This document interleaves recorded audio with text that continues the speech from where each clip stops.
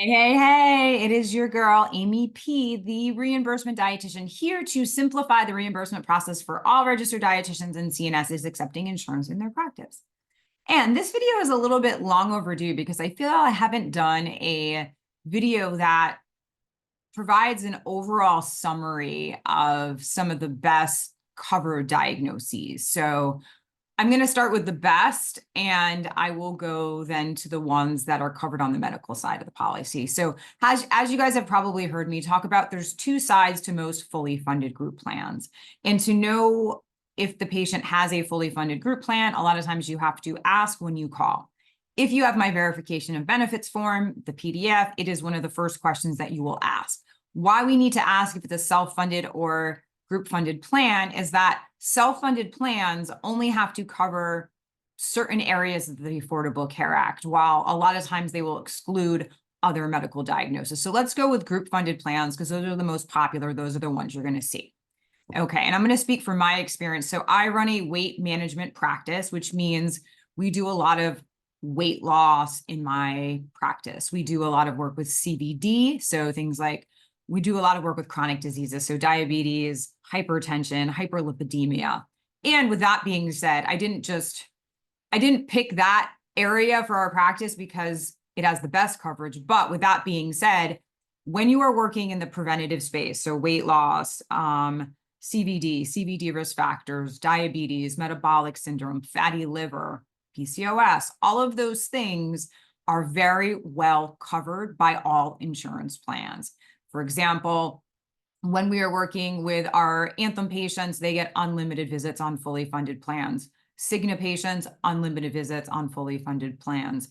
Aetna, most of our patients meet the criteria for the 26 visits. And UHC, because most of our patients are overweight, unlimited visits. Okay, so I know you guys hear me talk a lot about this, but I want to just provide context. When your patients are overweight, and they have or have risk factors for CVD, that is when we are able to bill for preventative services and the coverage is awesome. Okay, let's go to some different areas. And I want to just reiterate. So we've talked about the preventative services and where they fall and the solid coverage we get when we're billing for those services.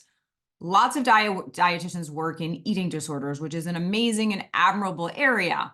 What happens with eating disorders is, depending upon your state, if you have mental health parity laws, a lot of times you will have really good coverage. But with that being said, eating disorders are an established diagnosis, and those are billed on the medical side of the policy. What that means for you is that if the patient has not met their deductible, they will need to meet it. And if they have met their deductible, there's a good chance that they might have a cost share. Is the visit or are the visits generally covered? Yes. On fully funded group plans, we see excellent coverage on all of the major insurance companies, but the deductible needs to be satisfied. And I just want to be clear that this is not an MNT thing. Dietitians always get so pissed off that it's such bullshit that I can't bill this, but it works the same. A medical policy is the same. So if I go in to see my OBGYN for my annual appointment, right, they're going to bill it with a Z code. There's going to be no cost share for me. If I go back 3 weeks later and I have a UTI, that would be billed under the medical, and whatever the cost of the visit for the services, say it's $220, I am paying that at the time of service, right? So it's not just an MNT thing.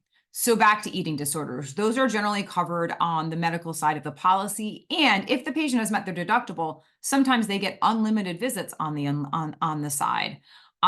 With that being said, all patients with Aetna get the first 10 visits. All patients with Cigna get at least 3 visits.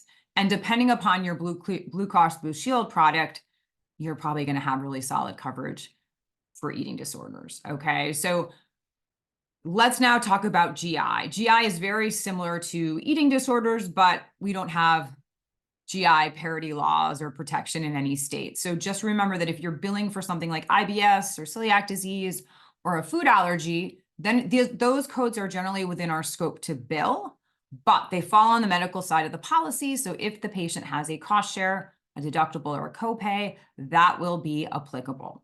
Okay. Lastly, I want to talk a little bit about fertility.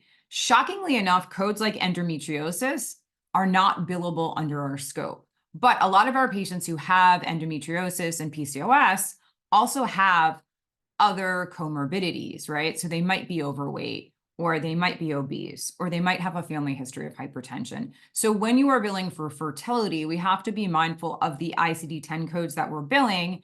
And generally in our head, we want to always default to a preventative code if it is applicable, right? We can't get blood from a stone. So it has to be applicable in terms of what we're billing. But a lot of our patients for fertility, the Affordable Care Act actually covers something like maternal weight gain. It's in the Affordable Care Act, and it receives American Task Force rating of an A, I think, meaning like if we improve that piece, we can decrease the mortality and morbidity associated with inappropriate weight gain during pregnancy. So that is a well-covered one on all plans. So I'm trying to think of what I missed. So to summarize it, if you are working in preventative services, so your patients are overweight, they have diabetes, prediabetes, metabolic syndrome, cardiovascular disease, hypertension, which is a type of that, hyperlipidemia, fatty liver, I think I got all of those. Best coverage, hands down. So if that is your space, that is your arena, that is who you want to see, you should feel very comfortable and confident that your patients will have solid coverage in most states. Eating disorders, GI stuff, those will be covered generally on the medical side of the policy with a potential patient cost share, right? And then fertility, things like PCOS, things like pregnancy, those are generally well covered as well. Sometimes in those areas, we're looking for a comorbidity to bill on the preventative side. But if they're pregnant, a lot of times that's covered under the Affordable Care Act and has solid coverage. So I think I covered most of the main diagnoses and spaces that I see dietitians practice. I think the only one I didn't cover probably was like kidney disease, so CKD. So CKD is generally well covered as well, depending upon the plan's policy. So I'm going to shut up right now. If you guys have general questions on coverage, please let me know below the video. I have a ton of resources on all of these things on reimbursementdietitian.com. And if you're not already following me on Instagram, you must be under a rock. Go follow me. I am reimbursement_dietitian. And every single day, I do videos just like this to educate dietitians and CNSs on the misinformation, information on insurance billing for MNT.